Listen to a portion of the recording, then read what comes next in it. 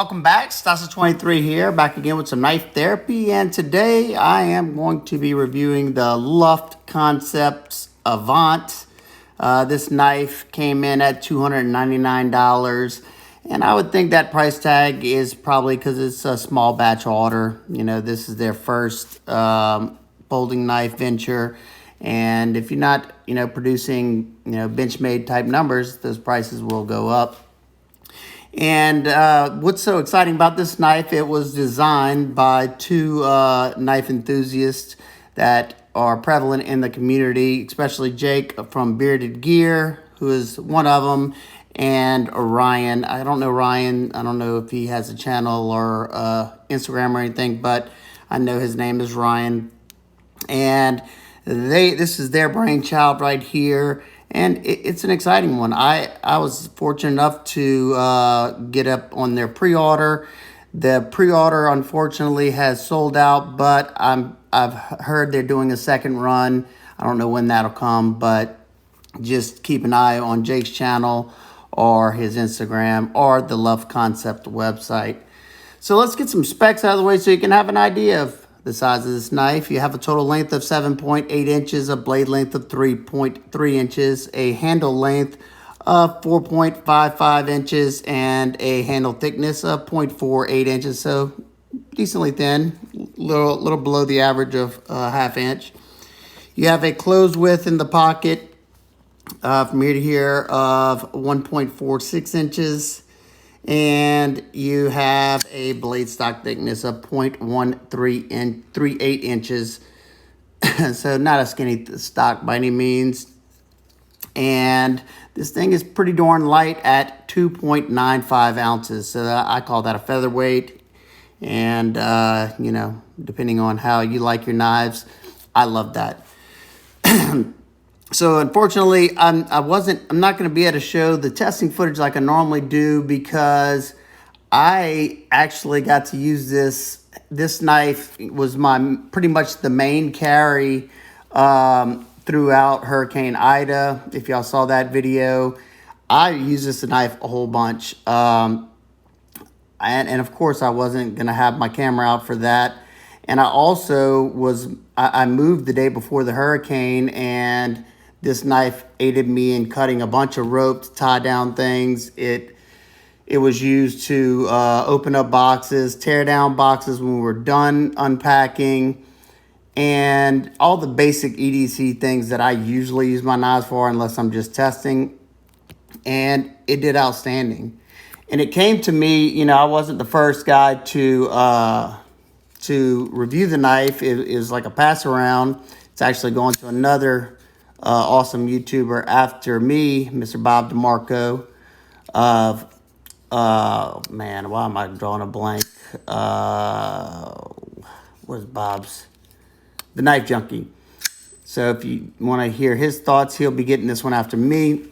So it came to me, and the edge finally had dulled out. And one thing I can report, that I was able to bring the edge back, with a pretty nice working edge with just dropping it on 1 micron diamond paste. And that's always a good sign. You have a good heat treat, because a lot of times when you have a very soft heat treat, that steel is really gummy and that burr just wants to fold back and forth, and it's a pain to get off. So it was definitely nice to see I could just hit that up on the strop, and I was able to use the knife. It might not have been, hair splitting sharp, but it got me through all that work I did during, before, and after the hurricane and all the moves. So I call that a win in my books. But let's take a closer look. And like I said, that's why I wasn't able to, film the testing on it, because I didn't want to keep this knife any longer than I have to, because it's got other people to go to. So you have this very interesting blade. It's like a Tanto-esque blade, but it doesn't have like a separate grind like you see on most traditional Tantos, or Tanto, whatever you want to call it. But it definitely, has that kick up right there, and it thickens up at the tip. So you won't have, this really thin, dainty tip. You could you could use it and not worry about it snapping off very easily. Now, you're not going to go prying with this knife, because that's not the intended purpose of this knife. It's made for a good slicing capable EDC blade. This particular variant has this beautiful satin finish on there. These were done for them by Riot Knives. This one is a prototype, so there might be some small tweaks before the actual ones come out. I have no idea of that, but this one was done very well. I love these elongated blade holes like that because they make the deployment so easy. Because if you put your finger on the bottom of that, it could have a really strong detent, and it's so easy, and then easy to thumb flick it. And all that is also aided by the fact that the detent was set perfectly on this knife. Because, like, I mean, you could whack it out with a flipper tab, spidey flick, it comes flying out, and thumb flick. And none of it is hard to do whatsoever. And the detent really holds that knife in there. So it's not a soft detent by any means. There you go. And it's very, very tricky to get if you want more than one deployment method, a lot of times you'll see that it's an excellent flipper, but the detent's so hard, it's so hard to break the detent when you're trying to, spidey flick it or thumb flick it when it has a secondary opening.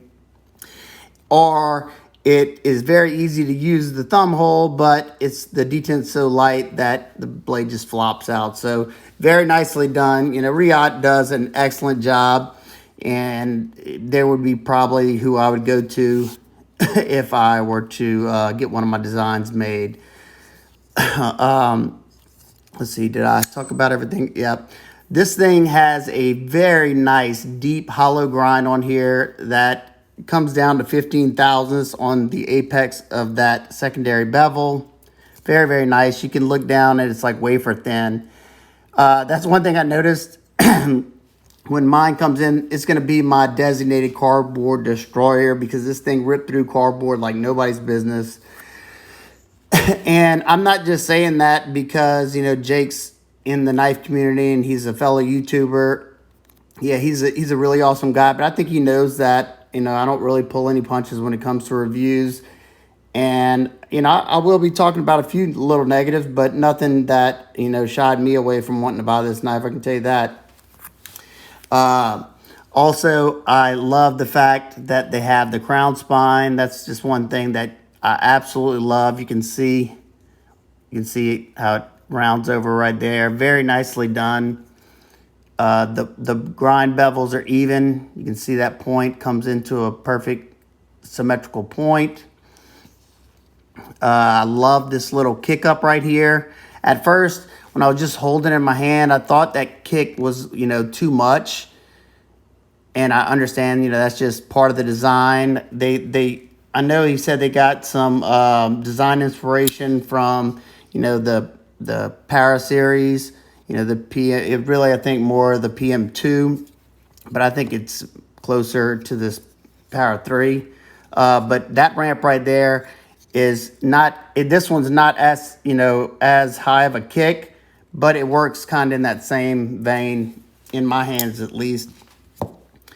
And then there's absolutely no need for jimping right there because you're locked in. I mean, you got that nice flat spot to put your thumb on there. You can get a lot of power behind the cut, and you can stabilize that very nicely as well. You have somewhat of a sharpening choil right here, as you can see, comes up. And I like the way they have this area right here because that's how I found myself cutting a lot. I choke up right here and hold it like this, thumb on top right here because it's really comfortable. Or if I kind of choke back a little bit, the hammer grip was really nice for me and pretty much all the cutting tours I did. Let's close it up and you can watch that action again, and then you can hear one of my favorite parts of this knife because I like the way knives sound, not just the way they look and how they perform, but I mean, I don't know if this is gonna come across, but listen to this tang, that tang. I don't know, did it come across? Let's see. I don't know if y'all can hear that, but it just makes this nice resonance from that thin hollow grind whenever that lock engages, it like vibrates that thin grind and it goes up through the blade and comes out the hole, and it has this beautiful tinging sound. And I noticed whenever I was zipping through some of the cardboard boxes to break them down, whenever I come out of the cut, you hear ping, kind of like a old time, like a straight razor. How those things are so thin, you can hear the blade, you know, whenever stuff rubs across that blade, you hear it with that ringing sound. So nice. Close it up. You have flat micarta scales. This you can get it in two variations. You have the black canvas micarta with the satin blade, or the one I chose was green canvas micarta with a black PVD coated blade. I just thought it looked beautiful. And even though they're flattened scales, they did an excellent job of rounding the edges. So they're soft all the way around to the to the grip, and you don't feel it. It gives it somewhat of that contoured effect. Then you can see, being that they left the blade completely sterile, love seeing that. They put their maker's mark on the flipper tab. Very nice and tasteful. And you can light switch it. That's pretty much the way I was doing it. I mean, it's kind of like a cross between a light switch and a push button, because you can pull back on it, or you can kind of load it up and really get a super duper flip out of it. And then that Spidey flick is so easy with that long hole, and you can thumb flick it, or you can just roll it out. Just roll it out. And then you could two-hand deploy it if you like.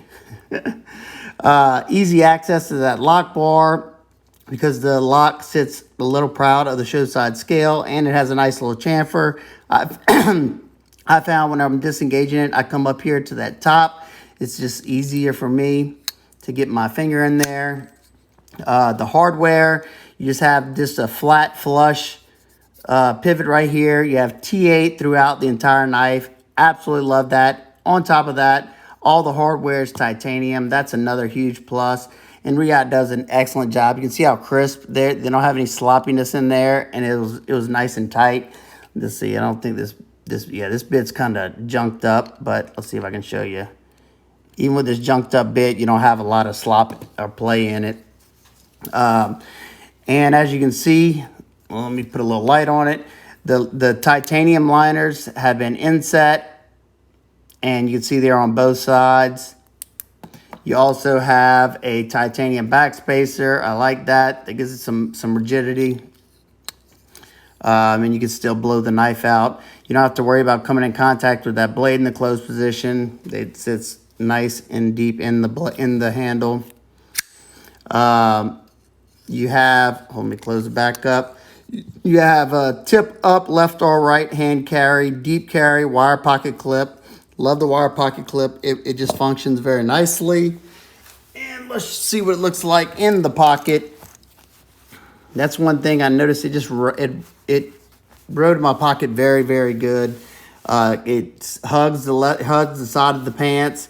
And as you can see, you only have just that last screw right there, and that gives you something to grab onto when you're pulling it out the pocket, or you can just grab the top of that clip, because the wire pocket clip tends to slide over the material, not to where it's loose or anything, but it just makes it a little easier. Action incredible. Is riding on ceramic bearings and a ceramic detent, of course. And like I said, the stropping was very nice. I love the fact, because I didn't, all my sharpening equipment is it was in boxes, so I couldn't really get everything out and set everything up. I just haven't had the time. So I was only able to strop it, and I was very happy to see that I was able to strop it up, sharp enough to get all the work I needed done without a problem. Let's get some size comparisons out of the way. These are some knives that they got the inspiration from. At least I think that's what I remember. And one of them is the Koenig Arius, but Koenig Arius is a good bit larger. Definitely get that same, they got a deep hollow grind here, and you got that nice elongated hole on the Arius to make it easy to flick out. And that's one. And another one that I'm pretty sure they said they got some inspiration is the Strider S&G. And I can definitely see that right here where this comes down. That, that just, it's a comfortable spot, especially in the reverse grip. Not a grip I use, but. And like I said before, you got the Para 3 and the PM2. So it's basically in between the PM2 and the Para 3. As you can see, I'm gonna do them butt to butt so you can have an idea. It's closer in length to the PM2, but as you can see, it's smaller, and it has that same handle feel. And as you can see, they're pretty much the same, but you got way more cutting edge on the Avant than the Para 3. Nitpicks, complaints. All right, now it was hard. I had to be like very nitpicky for the most part. The one thing that I would have liked to see a little different is being that you can kind of use this as a forward choil, and I think that's how it's designed. I wish they would have brought this out just a little bit, because you can see it's coming into that plunge right there, and you can kind of see a smile right here. And the first time you sharpen it, that's gonna come out a little bit more. So on mine, I might dish it out, just about, I don't know, maybe 1/8 of an inch or so, maybe a little less. And then that way I have more sharpenings to where that doesn't start to broaden up.